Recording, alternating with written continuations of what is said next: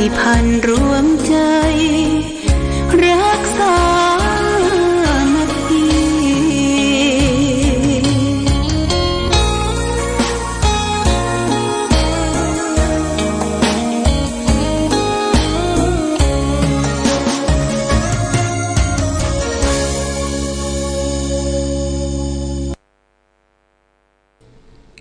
เจริญสุข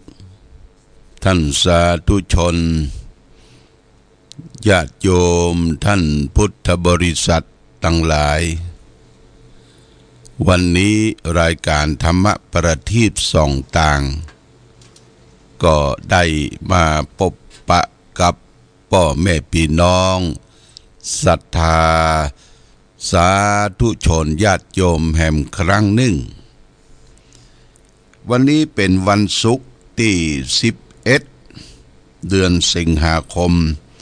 พุทธศักราช2566ซึ่งตรงกับเดือน10เหนือแรม10ค่ำญาติโยมวันนี้เป็นวันศุกร์วันสุดท้ายของสัปดาห์ของการทำงานของศรัทธาญาติโยมของข้าราชการบ้านเมืองก็ส่วนพี่น้องศรัทธาประชาชนเกษตรกรชาวไทยก็จะต้องทำงานกันไปหามรุ่งหามค่ำทำการเพาะปลูกกสิกรรมการทำไร่ไร่นา เมื่อถึงเวลาที่ฝนตกฝนทำลงมาเฮาก็ได้ทำการเกษตรตามพื้นไร่พื้นนาของเฮาและท่านทั้งหลายเพราะฉะนั้นการทำงานถือว่าเป็นการทำหน้าที่คือการประพฤติปฏิบัติธรรมหลวงพ่อพุทธทาสท่านกล่าวว่าการปฏิบัติธรรมก็คือการทำหน้าที่ของตนเองทุกขั้นทุกตอนของชีวิตหน้าที่ของไผของมันนักเรียนก็มีหน้าที่ร่ำเรียนศึกษานักศึกษาก็มีหน้าที่ร่ำเรียนศึกษาหาวิชาความรู้ครูบาอาจารย์ก็มีหน้าที่สอนลูกศิษย์ลูกหาศรัทธาญาติโยมก็มีหน้าที่อุปถัมภ์บำรุงพระพุทธศาสนาสำหรับพระเจ้าประสงค์ก็มีหน้าที่ในการเผยแผ่พระธรรมคำสอนขององค์พระชินวรสัมมาสัมพุทธเจ้าเมื่อเราทำหน้าที่ของเราพ่อค้านายขายก็ทำหน้าที่ค้าขายซื้อขายจ่ายแลกแพทย์ก็ทำหน้าที่ตรวจดูแลรักษาโรคภัยไข้เจ็บทั้งหลายทั้งปวงเหล่านี้ตำรวจทหารตำรวจก็มีหน้าที่ผู้พิทักษ์สันติราษฎร์ดูแลพี่น้องประชาชนอยู่ด้วยความร่มเย็นเป็นสุขทหารเป็นรั้วของชาติป้องกันประเทศชาติบ้านเมืองที่มีประเทศอื่นชาติอื่นจะเข้ามาลุกล้ำเมื่อเราได้ทำหน้าที่ของภัยของมันบ่ได้ขาดตกบกพร่องเนี่ยญาติโยมนะได้ชื่อว่าเราได้ประพฤติปฏิบัติธรรมการประพฤติปฏิบัติธรรมนั่นญาติโยมคือเราคิดว่าจะต้องไปบวชนุ่งขาวห่มขาวนั่งหลับตาภาวนาอยู่ที่จองที่วัด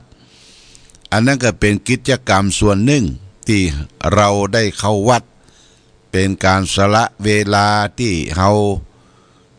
ละทิ้งงานการที่บ้านที่จองเคหสถานได้ไปรวมกันในการประพฤติปฏิบัติธรรมก็เป็นโอกาสดีเป็นหน้าที่อย่างหนึ่งหน้าที่ของเราชาวพุทธที่จะต้อง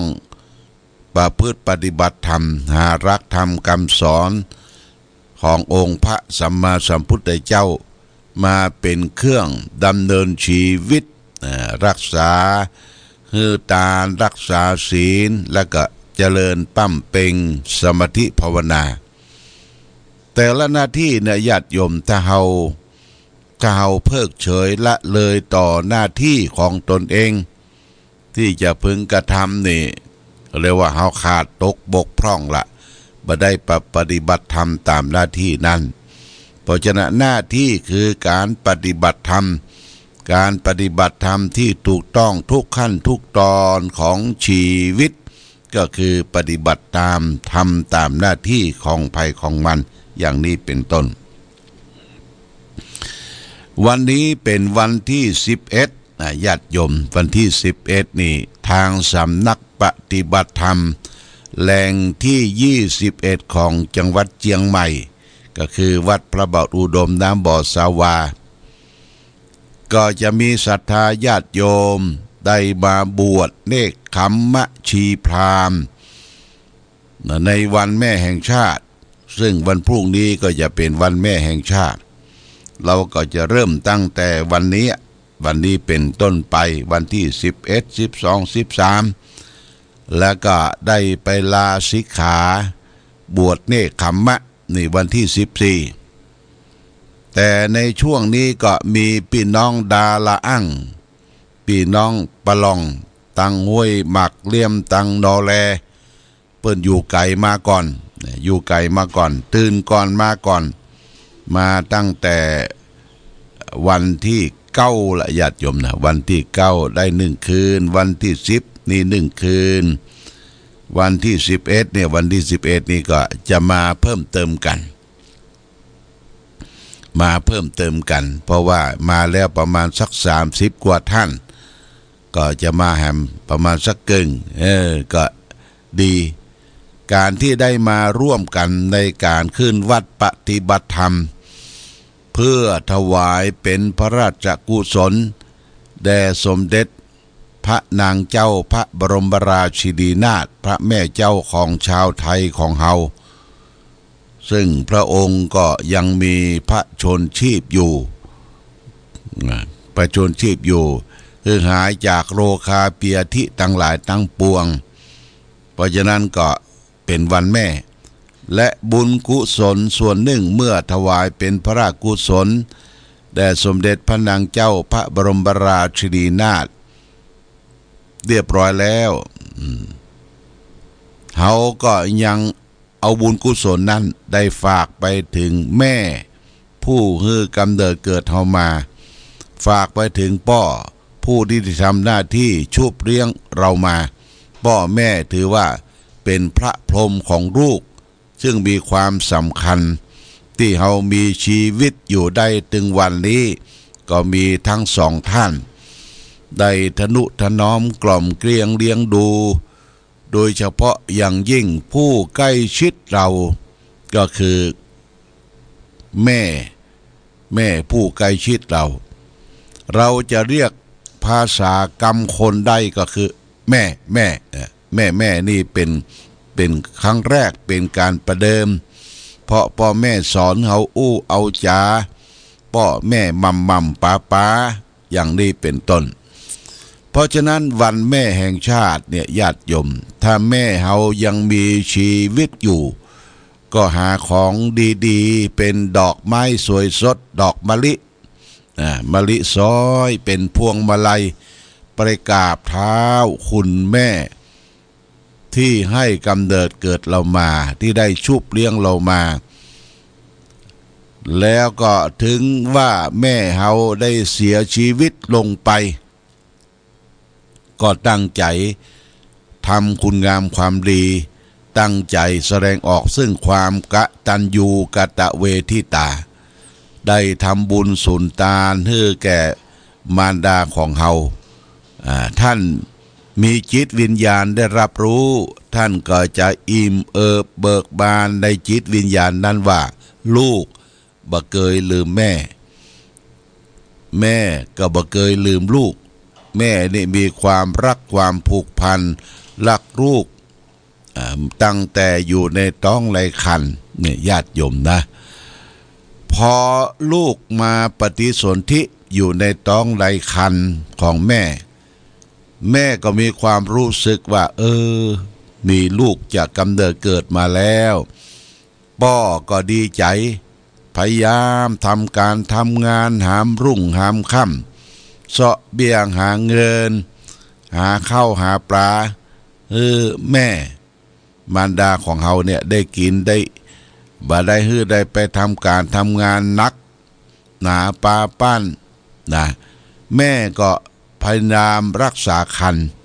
รักษาต้องแล้วก็มีศีลมีธรรมญาติโยม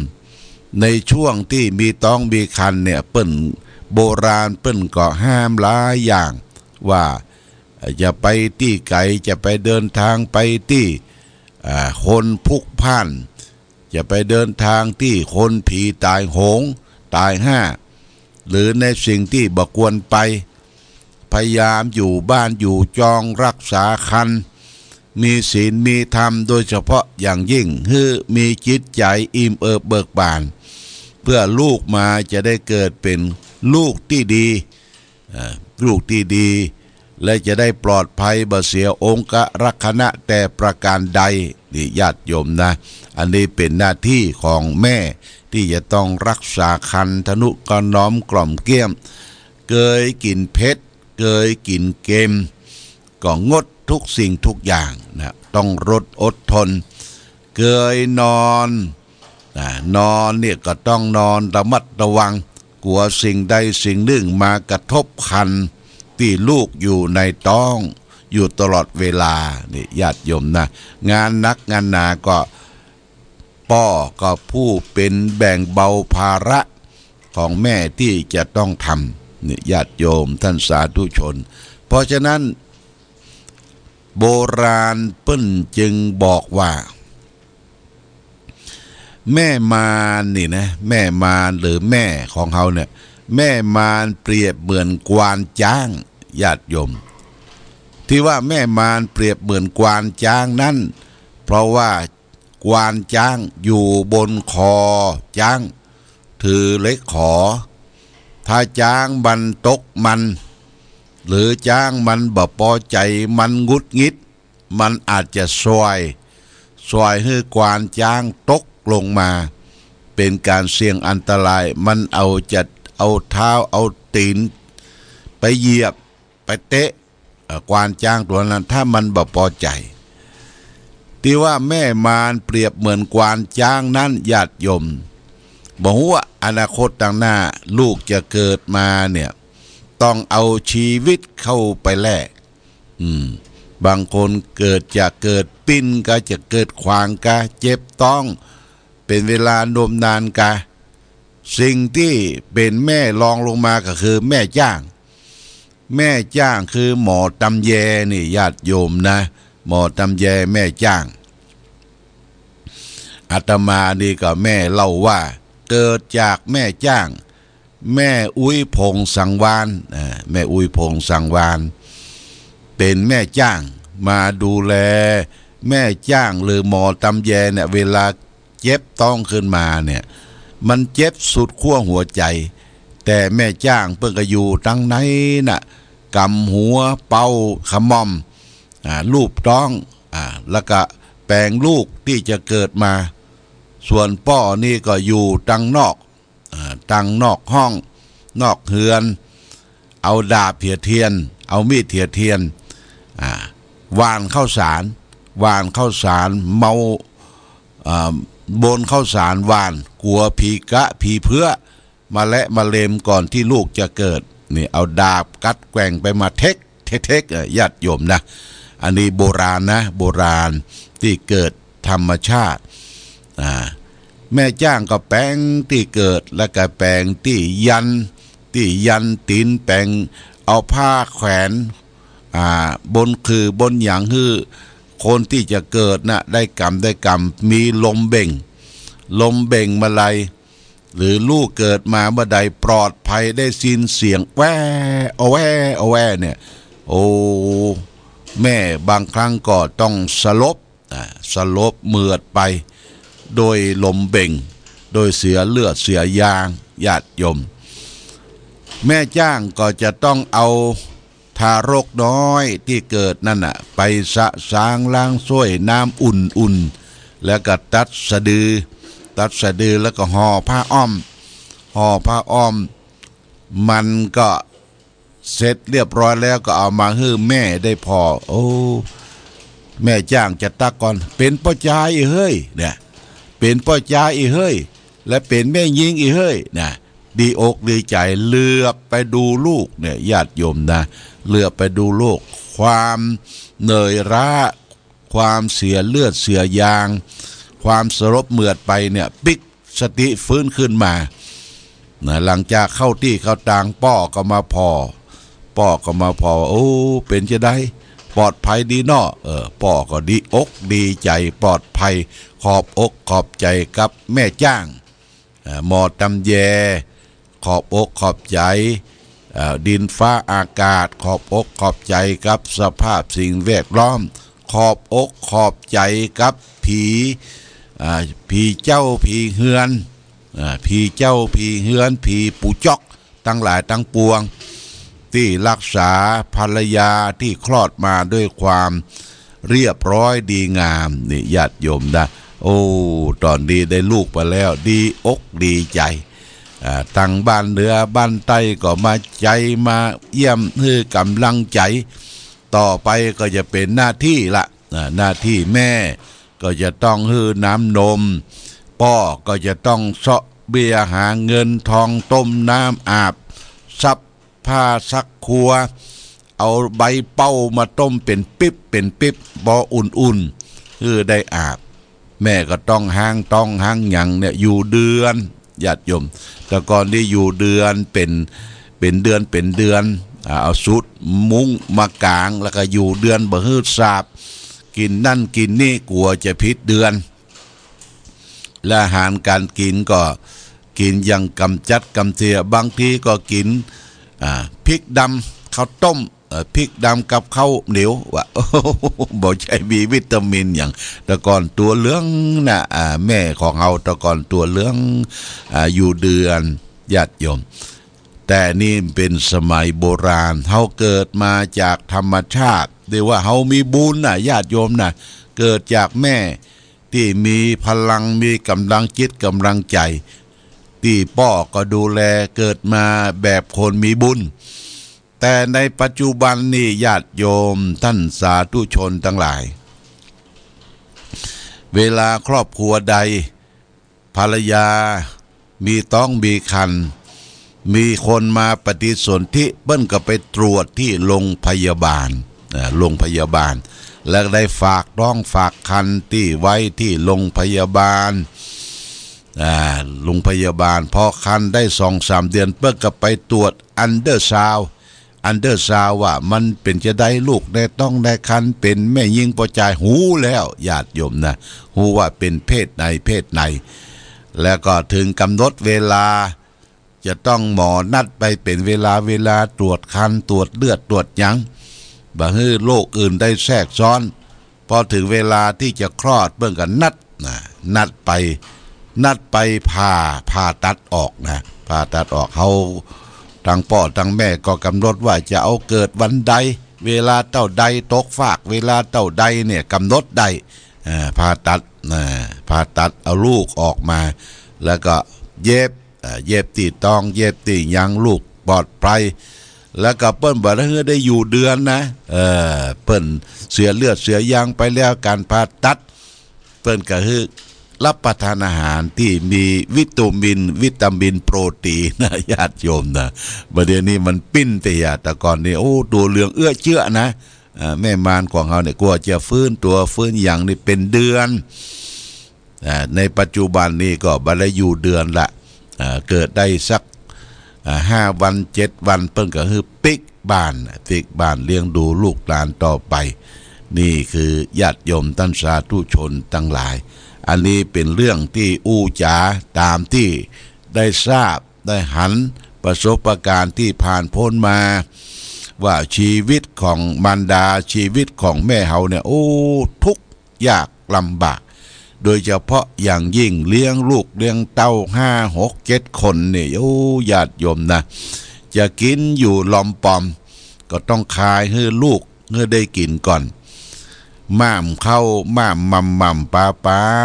ให้ลูกได้ดูแลให้ใหญ่หน้ากล้าบานดักพยายามสอนลูกสอนเต้าตั้งอยู่ในคุณงามความดีหน้าที่ของพ่อของแม่แล้วก็ส่งลูกเต้าให้ได้เรียนศึกษาหาวิชาความรู้การใหญ่หน้ากล้าบานมีเย้ามีเรียนมีวิชาความรู้มีการมีงานแล้วก็ส่งเสริมเพื่อลูกเต้าได้แต่งงานเป็นเย้าเป็นเรือนสุดท้ายก่อนจะจากลูกไปก็มอบทรัพย์สมบัติคือลูกคือเต้าทุกผู้ทุกคนบางคนก็คิดว่าพ่อแม่บ่ฮื้อได้อย่างเฮาบางทีพ่อแม่เปิ้นบ่มีที่บ่มีนะเพราะว่าลูกหลายคนญาติโยมหลายคนส่งลูกส่งเต้าห้ามเรียนศึกษาขายหน้าขายต้งขายข้าวขายของสุดท้ายบ่มีอย่างที่จะให้ลูกคือเต้าแต่ให้วิชาความรู้วิชาความรู้ปริญญาแก่ลูกแก่เต้าเพราะฉะนั้นลูกเต้าที่พ่อแม่ได้สั่งส่งห้ำเรียนศึกษามันขยันนะมันขยันในหยาดเหงื่อแรงงานของพ่อแม่จะไปกินขว้างโบะขว้างบะจะไปค้ำพ่อค้ำแม่นี่เป็นหน้าที่ของลูกของเต้าหน้าที่ของลูกทุกคนพ่อแม่เลี้ยงเฮาแล้วเลี้ยงท่านต่อช่วยพ่อช่วยแม่ทำการทำงานดำรงวงศกุลของพ่อแม่ให้ดีได้ประพฤติตนเป็นคนดีสมควรที่จะได้รับทรัพย์สินมรดกตกทอดสุดท้ายเมื่อพ่อแม่สิ้นกรรมสิ้นบุญไปก็ตั้งอกตั้งใจทำบุญอุทิศส่วนบุญส่วนกุศลให้แก่ท่านอย่างนี้เป็นต้นเพราะฉะนั้นญาติโยมท่านสาธุชนทั้งหลายถึงวันพ่อวันแม่คราวใดก็ตั้งใจทำบุญตั้งใจจิตให้ดีเอารูปพ่อรูปแม่มาตั้งไว้แล้วก็ยิ้มกราบกราบพ่อกราบแม่โอ้ขอบพระคุณพ่อแม่ที่ให้ชีวิตให้อย่างทุกสิ่งทุกอย่างเนี่ยถ้าเขาทำอย่างนี้ได้ชื่อว่าเขาเป็นคนดีนะมีความกตัญญูกตเวทิตาดังที่พระพุทธเจ้าได้ตรัสเป็นภาษาบาลีว่านิมิตตังสาธุรูปานังกตัญญูกตเวทิตาความกตัญญูกตเวทิตาเป็นนิมิตเป็นเครื่องหมายของคนดีอย่างนี้เป็นต้นนะญาติโยมนะฝากไว้เอาละเวลานี้ก็ใกล้จะหมดเวลาอนุโมทนาญาติโยมท่านสาธุชนวันที่13นี่คลื่นสีขาวเพื่อชาวประชาครูบาอาจารย์จากอำเภอต่างๆด้วยการนำของท่านอาจารย์พระครูอภิวัฒนวิกรมวัดปากตังเจริญก็จะได้นำพาศรัทธาญาติโยมร่วมกันเป็นพันคนที่จะมาถวายเตียนที่เมืองฝาง9 วัด10 วัดเพิ่นจะมารับเตียนที่ลานอนุสาวรีย์พระเจ้าฝางพระนางสามผิวก็เฮาจะได้ถวายภัตตาหารเพลเจ้าภาพถวายภัตตาหารเพลแบบเป็นโต๊ะได้บริจาคให้หอมโต๊ะละ 1,200 บาทนะมีพ่อหมออินทร์แม่จงดีเชื่อกันทา600 บาทคุณครูทรินรัตนดาวครูธนิตธัญบูรณ์600 บาทนี่1โต๊ะละเป็นปัน2มาประเคนเองนะมาประเคนเองโต๊ะที่2แม่มีนางสาวชนิธาชัยพินโยภาส600 บาทแม่อามโกดคำปางปอย600 บาทอันนี้ได้1โต๊ะ1โต๊ะมาประเคนเองจะได้เขียนนามติดไว้โต๊ะที่3แม่จันศรีสุขา200 บาทแม่อุ่นแม่ระพรวงเมธา200 บาทแม่คำน้อยสุปัญญา200 บาทแม่บัวพัดอุลัน400 บาทแม่สมบูรณ์ปันคำ100 บาทแม่รันจวนอินแก้ว100 บาทโต๊ะที่3โมทนาสาธุโต๊ะที่4แม่ขันแก้วปันหมอก500 บาท แม่ครูสุภวรรณปันทะ100 บาทแล้วก็แม่ศรีวันดวนคำ200 บาทแม่ชุนพิมานศิริบูรณ์100 บาทแม่หลวงจันอินแก้ว100 บาทแม่อำพันธ์บุญกำ100 บาทแล้วก็แม่มิตรธิรายอดคำ100 บาทนี่โต๊ะที่4 1โต๊ะที่5แม่บัวเขียวเจริญทรัพย์100 บาทแม่ประภัยวงศรีสุข100 บาทแม่แววเพลงขุนทด100 บาทแม่จ้อยเมืองใจ100 บาทแม่วัชรีเชี่ยวนพรัตน์100 บาทและนางสาวนิชเนตสวรรยาลีสวรรยาที200 บาทนะโมทนาสาธุเนอสำหรับโรงทานก็มีคณะศรัทธาพี่น้องบ้านปังปอยโดยกำนำของแม่อาบแม่แดงปัญญานี่ข้าวต้มคาราบาวแล้วก็ถัดมาน้ำดื่มกาแชน้ำดื่มน้ำชากาแฟโอเลี้ยงคุณยมปราณีปัญโยเจียงใหม่ถัดนั้นมาแม่วิไลพรมณีวันน้ำมะพร้าวน้ำลำไยแล้วก็โรงทานของวัดพระบาทอุดมนี่ก็มีกาแฟร้อนขนมแล้วก็มีไอศครีมนี่3 ถังใหญ่นะแล้วก็นอกจากนั้นก็มีร้านนานาพันธ์คุณกนกพิษชัยนานี่ก็เปิ้นจะมาถวายข้าวซอยเป็นถุงนะถวายพระสงฆ์องค์เนรแล้วก็เลี้ยงศรัทธาญาติโยมแล้วก็มีน้ำอ้อยสดนี่ก็ร้านปุ๋ยมณีทิพย์คุณโชติคุณครอบครัวธงชาติและเพลงชาติไทยเป็นสัญลักษณ์ของความเป็นไทยเราจงร่วมใจยืนตรงเคารพธงชาติด้วยความภาคภูมิใจในเอกราชและความเสียสละของบรรพบุรุษไทยประเทศไทยรวมและเชื้อชาติไทยเป็นประชารัฐผ้าไทยของไทยทุกส่วนอยู่ดำรงคงไว้ได้ทั้งมวลด้วยไทยล้วนหมายรักสมัครคิดไทยนิรักสงบแต่ถึงรบไม่กล้าเอกราชจะไม่ให้ใครคุมขีสละเลือดทุกอย่างเป็นชาติทะเลถ้าเดินประเทศชาติไทยก็เวทีชัย